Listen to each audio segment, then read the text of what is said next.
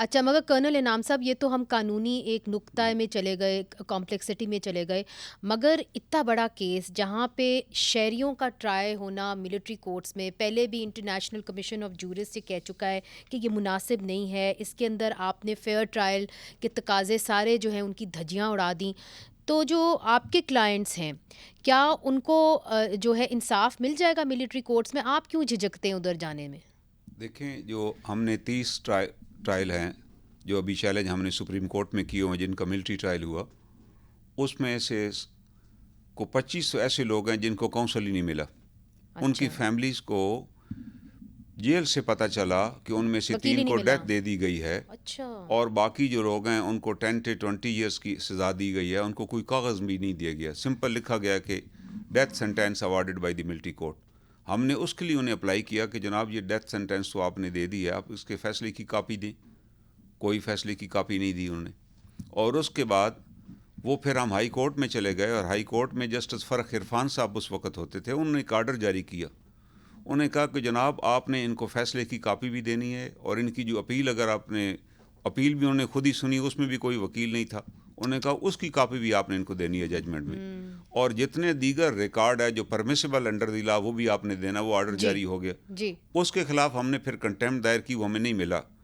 اور اس کنٹیمپٹ کی بھی 6 ہیئرنگ ہوئی. جسٹس وقاص مرزا صاحب نے پھر تنگ آ کر جج ایڈوکیٹ جنرل پاکستان آرمی کو ہائی کورٹ میں طلب کیا، اور انہوں نے کنٹیمپٹ نوٹس ان کو باقاعدہ جاری کیا کہ آپ نے کیا مذاق بنائے ہوئے کہ لوگوں کی زندگیوں کے ساتھ کھیل رہے ہیں، آپ ریکارڈ بھی نہیں دیتے. تو ماضی میں تو یہ ابھی کارکردگی رہی ہے. بات ہے. اور اس کا پھر مسئلہ ہمارے لیے کیا پیدا ہوا کہ جس دن وہ کیس کی سماعت تھی، ان بریگیڈیئر صاحب کو طلب کیا گیا، اس سے ایک رات پہلے جسٹس مرزا وقاص صاحب کی لاہور پوسٹنگ کر دی گئی، اور صبح جسٹس امیر بھٹی صاحب چیف جسٹس صاحب خود تشریف لے آئے اور ہماری ریٹ ڈسپوز آف کر دی. کہتے ہیں بس وہ ٹھیک ہے، آپ پھر اس کا مطلب ہے انصاف کا حصول بڑا مشکل ہے. دیکھیں، جہاں تک وہ لوگ ہیں جن نے ایڈمنسٹریشن پہ حملہ کیا ہے، ہم اس کے بارے میں ہم پوری طرح کنونس ہیں کہ ان کا ٹرائل ہونا چاہیے، لیکن under the law of the land. Military trial نہیں ہونا چاہیے، چاہے جس نے بھی جو جرم کیا ہے. لا آف دی لینڈ کیا کہتا ہے؟ لا آف دی لینڈ کہتا ہے کہ ان کے سول میں ٹرائل ہوں گے، اور آرمی ایکٹ بھی یہی کہتا ہے. یہ بھی یاد رکھیے. آرمی ایکٹ یہ کہتا ہے کہ اگر فوجی بھی کوئی جرم کرے،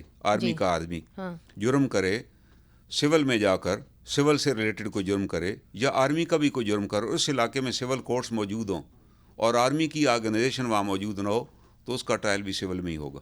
یہ آرمی ایکٹ میں لکھا ہوا ہے. تو ایسے لوگوں کا پھر ٹرائل جو ہے وہ سول میں ہوا ہے؟ ہاں جی، بے شمار لوگ ہیں جن کے جو آرمی کے لوگ تھے. ایک آرمی کے کیپٹن تھے پنڈی میں، انہوں نے کوئی اپنے فیملی کے ہی کو 3 آدمیوں کو مرڈر کر دیا، اور آرمی نے اریسٹ کیا، ان کی انویسٹیگیشن ہوئی، اس کے بعد اس کا trial was handed over to the civil set up session جج کے حوالے پنڈی میں ہی ہوا. یعنی یہ ضروری نہیں ہے کہ آپ ہی اس کا خواہ مخواہ ٹرائل کریں. Law of the land is supreme law, وہ یہ کہتا ہے، اور آرمی ایکٹ میں ہی لکھا ہوا ہے کہ اگر اس علاقے میں کورٹس فنکشنل ہیں، فار ایگزامپل ایک آرمی کا افسر ہے، اس نے میاں والی میں ایک جرم کر دیے، تو میاں والی میں تو آرمی کو کوئی یونٹ نہیں ہے، تو وہاں ٹرائل کیسے ہوگا؟